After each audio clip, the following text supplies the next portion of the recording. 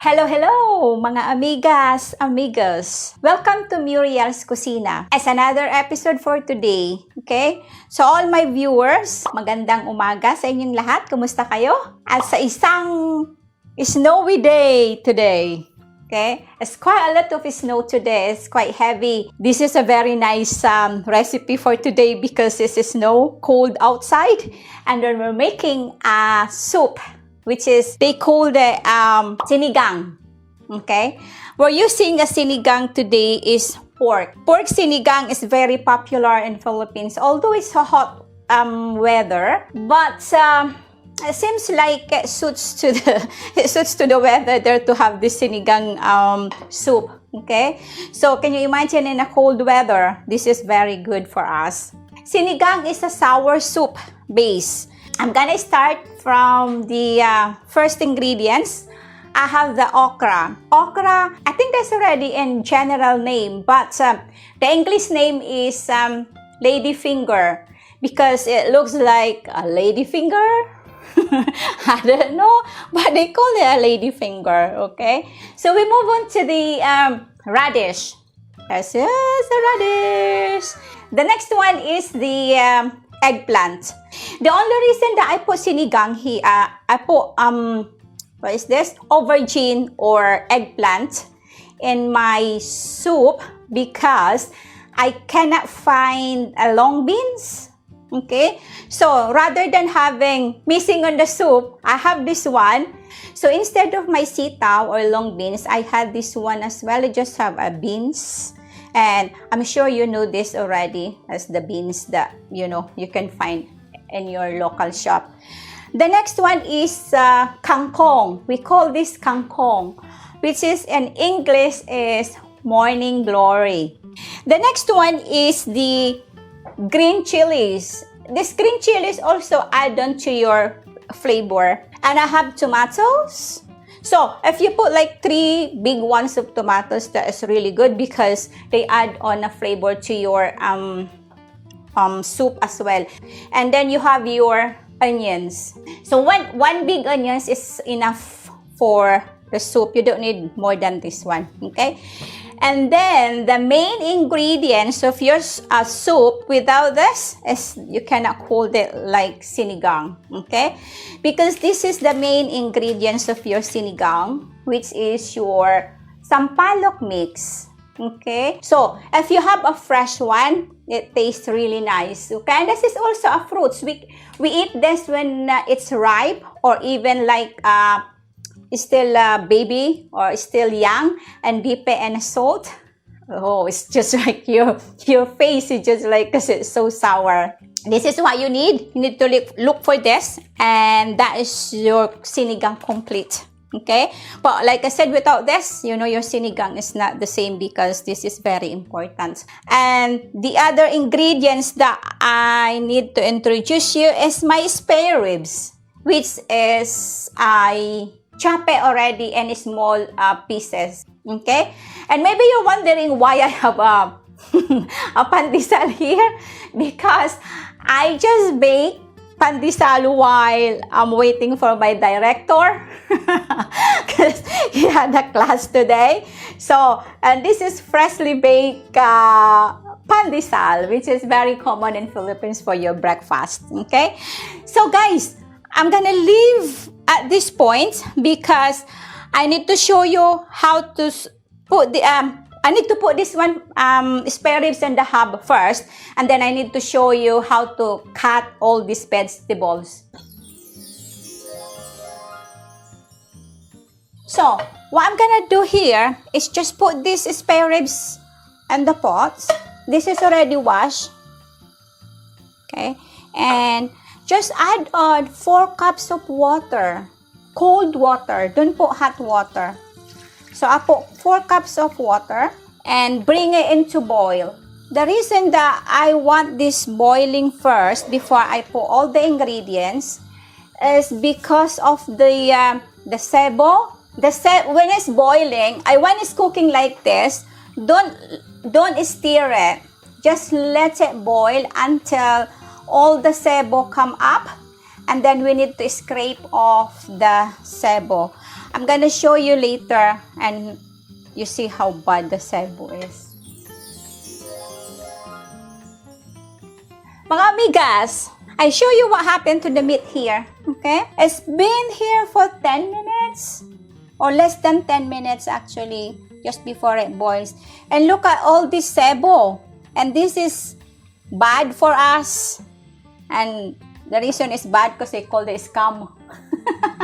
And I think it's affected the flavor as well if you just leave it on the soup. And also, you can see the water is quite clear without this sebo.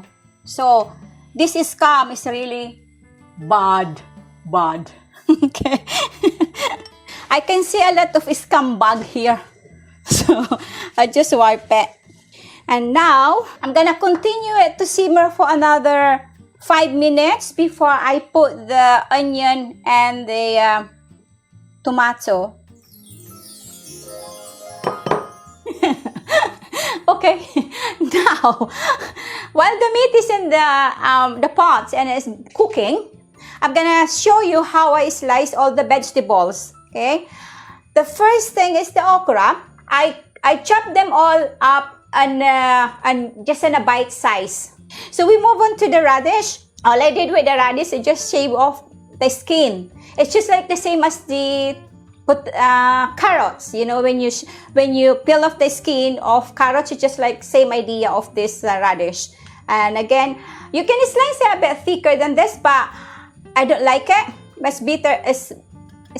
It's a better sizes like this, okay? And the same with the aubergines. I forgot the name. It's the same as because I don't call it aubergines, I call it eggplant, okay? So the same as the eggplant also, just remove the head and the outer skin and of like the head of the eggplants. And this is the beans, you know, same again. And this is my kangkong. It's just like a bite size. So this size is perfect because when you eat it, it's just like a chewy, especially if it's a chewy texture. So if you cut it big, and then sometimes, you know, it just sticks to your mouth, to your teeth, and then you get choke because it's quite chewy. So I have the tomato here. I just quartered the tomatoes, and then the same as the onions. Okay, so it's still a bit big, but that is better because, like I said, it's just like a bite size. So this is ready to go in the pot. So now this is my tomato and onions, just ready to go in and swim. You see, guys, the soup is really clear because of the scumbag, which is bad. So I'll put this one now. Okay, I'll put the radish because radish is quite hard and it takes longer than the rest of the ingredients. So just leave it again to boil for another 10 minutes and then we put the rest of the ingredients. Okay, guys, this has been here boiling 10 minutes. I'm gonna put all the ingredients now, and it seems like the meat is already soft. But before that, I want to mash the tomato, yes, so that you can see the flavor, the redness of the sauce. So I put this one now. Put the kangkong now because there's no leaves on it. Now, you can see, guys, all the ingredients are in except the seasoning. The reason that I put the seasoning last is sometimes I notice that the seasoning make the eggplant a bit hard when I put the seasoning at the same time. So I let them cook first. So I leave it for like 10 minutes or 6 minutes or so and boil it, and then I put the seasoning. Okay, so that's the chili there as well, and it's the soup is nice when there is a flavor and a hint of chili, but not too spicy. But if you want it spicy, then it's up to you. But I'm spicy now. So joke. So that's it. I'll put that one there. Ding, ding, ding, ding, ding, ding. You can po a lot of things. Okay, guys, we're back. That's another 10 minutes of our boiling soup. So, you can stir it occasionally, but you don't have to stir it very often. Okay? Because otherwise, you're gonna mash the vegetables. So, just 2 or 3 times, that's fine. And now, because most of the vegetables are done, we're gonna put the seasoning. Just put the whole bag so that you can taste the sourness of the sinigang. Okay, I'm gonna add on some water now because I need sauce. Just another cup. And my fish sauce. I'm gonna measure the fish sauce for you guys so that you know. I just put 1 tablespoon. Should be enough because you need to remember, guys, fish sauce is quite salty. So don't put too much. And maybe you don't need any more salt after this. If you don't want to use fish sauce, then bahala ka sa buhay mo.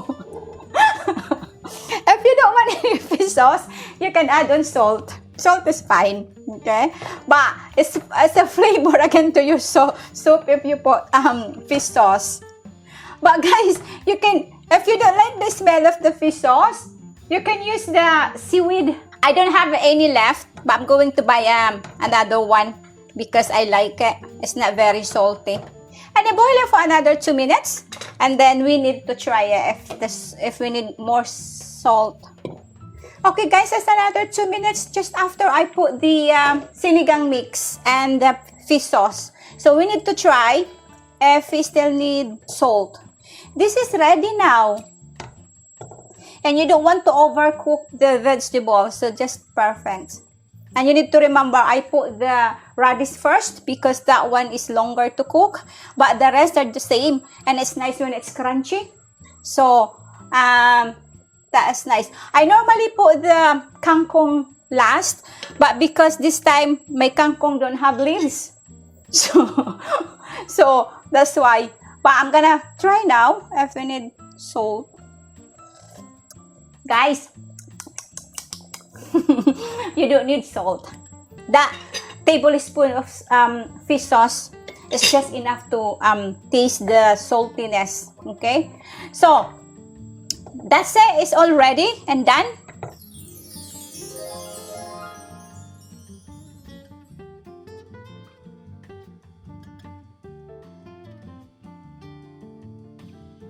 Okay, well, it's still too hot to try. As you can see, it's still smoking. I'm gonna just remind you guys with my Tagalog words. So, if you start from the 3rd episode, there is a Tagalog word there, which is I said masarap.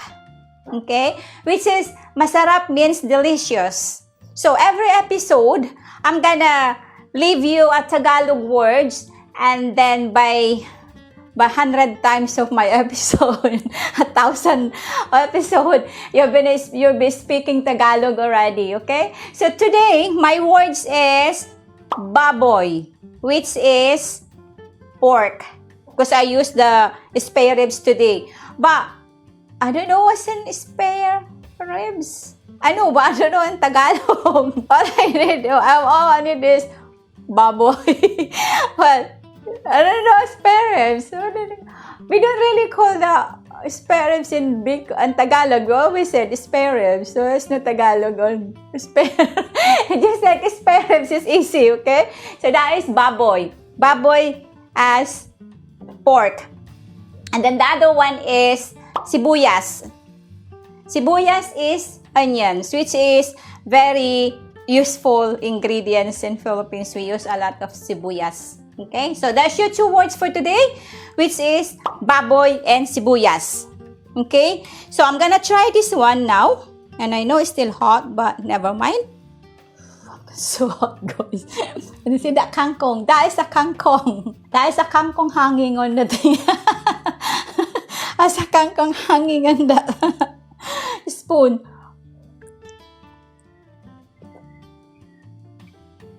Guys, the vegetables are still crunchy, especially the radish and the kangkong. And 1 packet of that sinigang mix is perfect. But if you're making more, then you have to add on more of the mix.